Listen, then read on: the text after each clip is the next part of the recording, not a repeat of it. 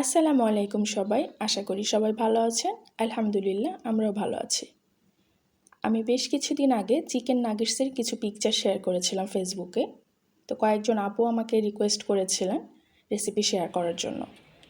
যেহেতু আমি চিকেন নাগেটসটা অনেক আগেই বানিয়েছিলাম, তখনই কিছু ক্লিপস নিয়ে রেখেছিলাম, আমি সেটাই শেয়ার করছি। ডিটেইলে ভিডিও করার নাই, আমি তাই শেয়ার করতে পারছি না। তো যাই হোক, আমি এই মিশ্রণটা তৈরি করেছি চিকেনের breast piece, bread, soya sauce, tomato sauce, গোলমরিচ, অল্প একটু চিলি ফ্লেক্স মানে স্বাদ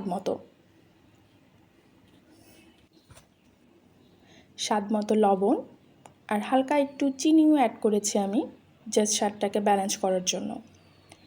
এই মিশ্রণটা তৈরি করার সময় এটা যদি আপনার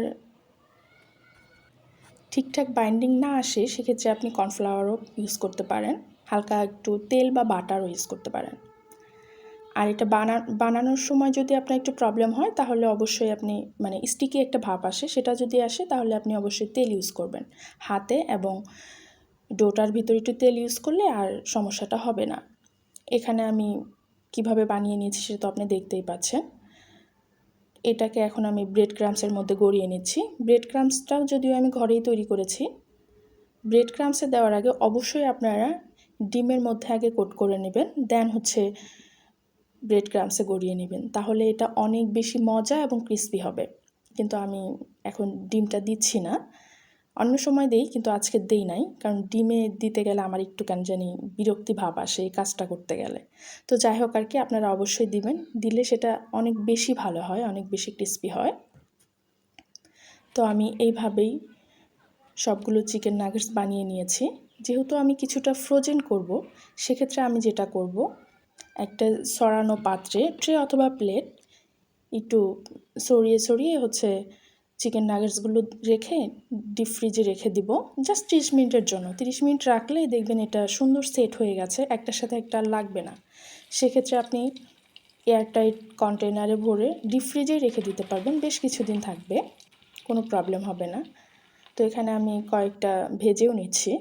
অবশ্যই সংরক্ষণও যদি আপনি না করতে চান, জাস্ট এখনই ভেজে খেয়ে ফেলবেন, এরকম হলেও আপনি কিছুক্ষণ ডিপ ফ্রিজে রাখলে হবে কি, ব্রেড ক্রাম্বসটা সুন্দরভাবে চিকেন নাগেটসের গায়ে সেট হয়ে যাবে। সেক্ষেত্রে আপনার তেলটাও নষ্ট হবে না, ব্রেড ক্রাম্বসটা ঝরে পড়ার প্রবণতা খুবই কম আর কি, আমার এটাই মনে হয়। তো এইভাবেই আমি করে থাকি।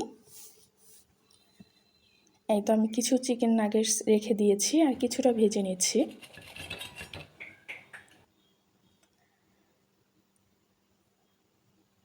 দেখতে তো ক্রিস্পি লাগছে, দেখা যাচ্ছে ছবিতে, ভিডিওতে।